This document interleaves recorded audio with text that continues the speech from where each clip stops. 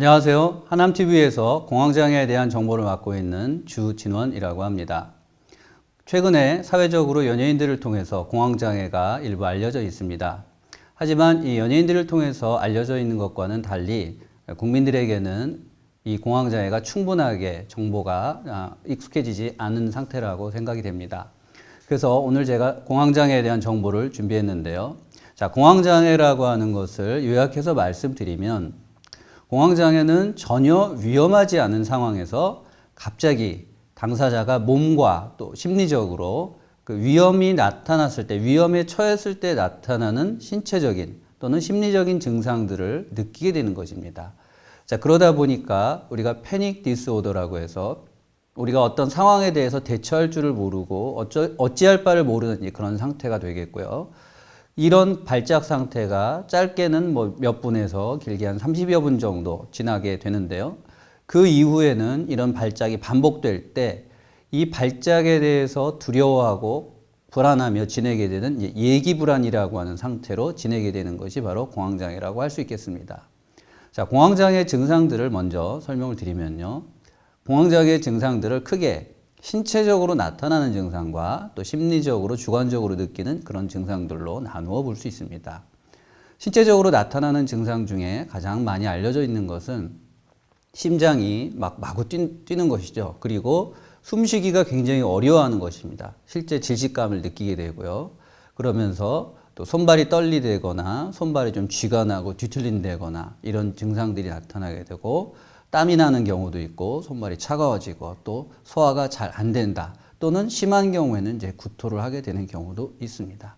그리고 이와 함께 심리적으로는 마치 죽을 것 같은 그런 질식으로 인해서 죽을 것 같은 그런 공포감을 가지게 되고 또 때로는 어떤 넓은 또 백화점이나 시장 같은 광장에 나갔을 때 내가 거기서 자제력을 잃고 쓰러지면 어떡하게 되지 하는 이런 공포감을 또 갖게 되는 것이 심리적으로 나타나는 이제 증상들이 되겠습니다.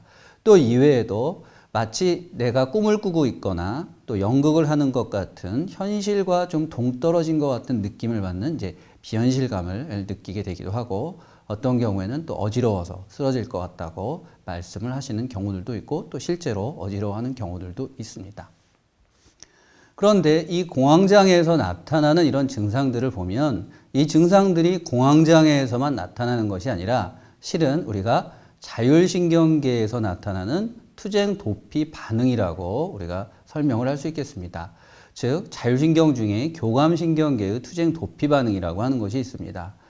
이것은 우리가 어떤 사람이 위험에 처할 때 길을 가다가 나를 해치려고 하는 사람을 만난다든가 또는 어떤 갑자기 줄이 풀려 있는 사나운 어떤 개를 만나서 우리가 극도의 공포감을 느끼게 될 때 그때 사람이라면 도망을 가든지 거기에 맞서 싸우든지 둘 중에 하나를 선택해야 되겠죠.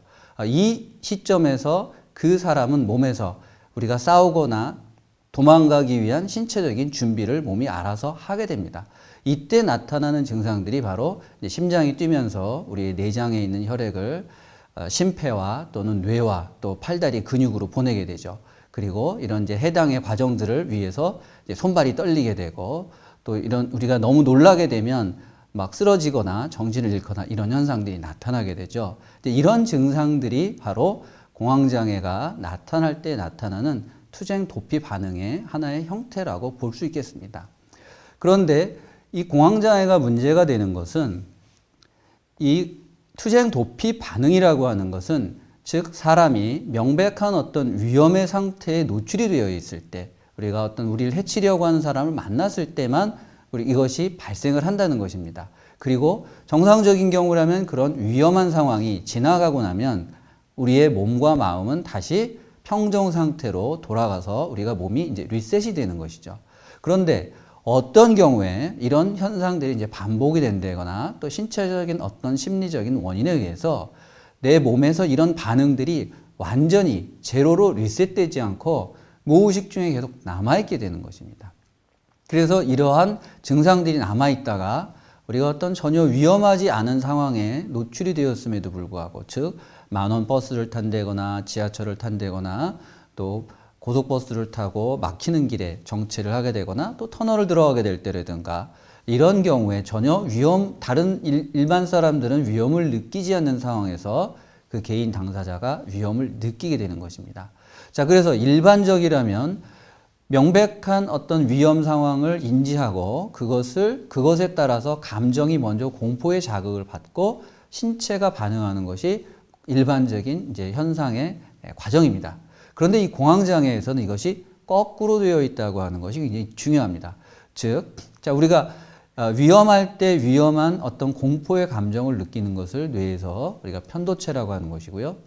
이 편도체라고 하는 것에서 공포의 감정을 느낄 때 이것을 우리 몸에다가 신호를 보내서 위험에 대처할 수 있도록 하는 것이 이제 자율신경계인데, 이 공황장애에서는 전혀 위험하지 않은 상황에서 우리의 몸이 먼저 반응을 자꾸 하는 것입니다. 불필요하게. 자기의 의지와도 전혀 상관이 없는 것이죠.